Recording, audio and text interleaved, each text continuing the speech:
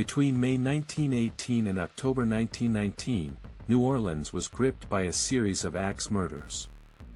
The attacker always broke in through a rear door panel and always used the victim's own axe. 7 people were killed. 8 survived with severe wounds. In March 1919, a letter arrived at every newspaper in the city. The writer claimed to be a demon from hell. He announced he would strike again on a specific night, unless every home in New Orleans had jazz music playing at midnight. On that night, every jazz club was packed. Music poured from every house on every street. No one was killed. The murders stopped in October 1919 as abruptly as they had begun. The axeman of New Orleans was never identified. In June 1945, Nurse Josephine Ross was stabbed to death in her Chicago apartment. In December, Frances Brown was killed in her apartment. Written on the wall near her body, in her own lipstick, were the words, "For heaven's sake catch me before I kill more. I cannot control myself."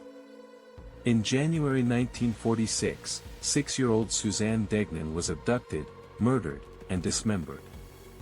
William Aarons, a 17-year-old University of Chicago student, was arrested. He confessed to all 3 killings and named an imaginary alter ego, George Merman, as the actual killer. He spent 65 years in prison, maintaining until his death in 2012 that his confession had been coerced. Whether Aarons committed the crimes, whether George Merman was a real second person, or whether an innocent man died in prison, has never been established. On the night of June 9, 1912, 6 members of the Moore family and 2 young houseguests were killed in their home in Villisca, Iowa. All 8 were found in bed with their heads bludgeoned by an axe from the family's own barn. The killer had stayed in the house after the murders, eating food from the kitchen. Mirrors were covered with sheets. Every window was blocked with clothing. A traveling preacher named Lynn Kelly was tried twice.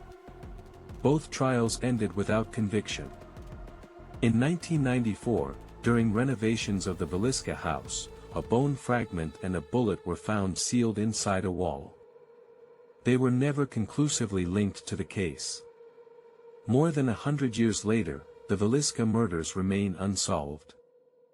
Along the Osage Trail in southeastern Kansas in the early 1870s, travelers began disappearing. A family of recent German immigrants, the Benders, ran a small roadside inn. Their daughter Kate advertised herself as a healer and spiritualist. Guests would sit at a table in front of a canvas curtain dividing the inn. A family member would strike through the curtain with a hammer, slit the guest's throat, and drop the body through a trap door. When investigators arrived in April 1873, the Benders were gone. At least 11 bodies were found buried on the property. A posse pursued them. They were never found. Reports of their capture surfaced for decades. None was confirmed. The Bloody Benders are the first documented American serial killer family.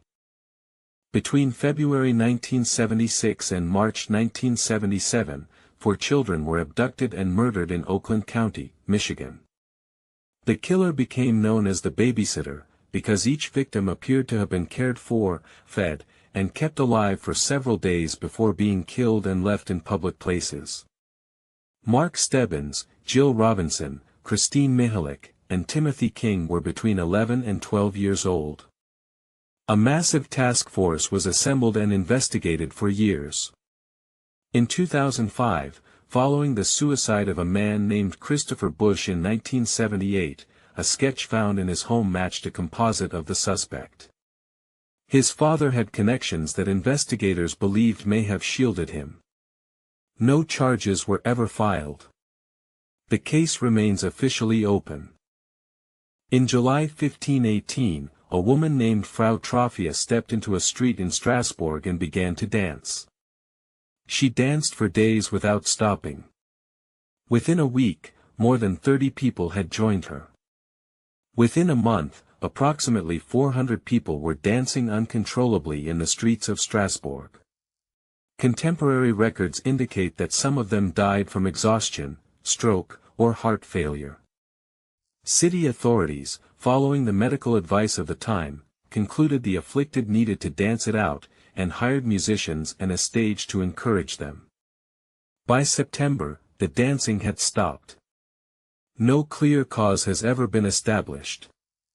Theories have ranged from mass psychogenic illness to fungal poisoning, from contaminated grain to a collective response to famine and disease that had devastated the region for years. On the evening of November 22, 1987, 2 television stations in Chicago were hijacked within hours of each other. During a WGN sports broadcast, a figure in a Max Headroom mask appeared on every screen for about 25 seconds before engineers regained control. Later that night, during a Doctor Who broadcast on WTTW, the same figure appeared again for 90 seconds, rambling, waving a fly swatter, and exposing themselves before someone off-camera struck them with a fly swatter. The intrusion required sophisticated broadcast equipment and precise knowledge of the station's transmission frequencies. Investigators from the FCC and FBI conducted a full investigation. No one has ever been charged. The identity of the person in the Max Headroom mask remains unknown to this day. On November 29, 1970, a hiker in the Istelen Valley near Bergen, Norway, discovered the partially burned body of a woman in a remote ravine.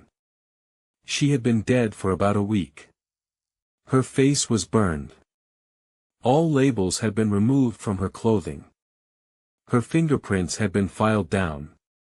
2 suitcases she had left at Bergen's train station contained wigs, multiple passports under different names, currency from 5 European countries, and a coded diary.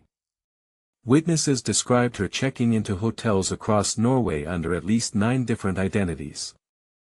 Norwegian police conducted one of the largest investigations in the country's history. Her identity was never established. In 2016, cold case investigators reopened the case using modern DNA and forensic techniques. As of 2025, the Istel woman remains unidentified. In 1976, residents of Circleville, Ohio began receiving anonymous threatening letters containing accurate personal secrets about their private lives, affairs, and crimes. Only someone with extraordinary local knowledge could have known these details. School bus driver Mary Gillespie received letters accusing her of an affair. Her husband Ron died in a suspicious one-car accident in 1977. In 1983, Mary Gillespie herself was injured when she opened a booby-trapped sign along her bus route. A man named Paul Freshour was convicted of the attempted murder and imprisoned. The letters continued arriving while Freshour was in prison, with one addressed to investigators reading, "You will not find out who I am." Paul Freshour was the only suspect ever prosecuted. He was released in 1994. The letters stopped the same year. The author was never identified. Between December 1884 and December 1885, 8 people were killed in Austin, Texas in a series of nighttime attacks. The killer entered homes before dawn and killed with an axe or a long blade. 6 of the first 7 victims were black women employed as domestic servants. Investigators of the time paid little attention. When the murders escalated to include white women of higher social standing, a national panic followed. No one was ever convicted. Criminologists have noted the striking similarities between these killings and those of Jack the Ripper in London, which began in 1888, 3 years later. The method, victim targeting, and abrupt cessation are nearly identical. Some researchers have proposed the same person committed both series of murders. This has never been proven. The Austin killer was never identified.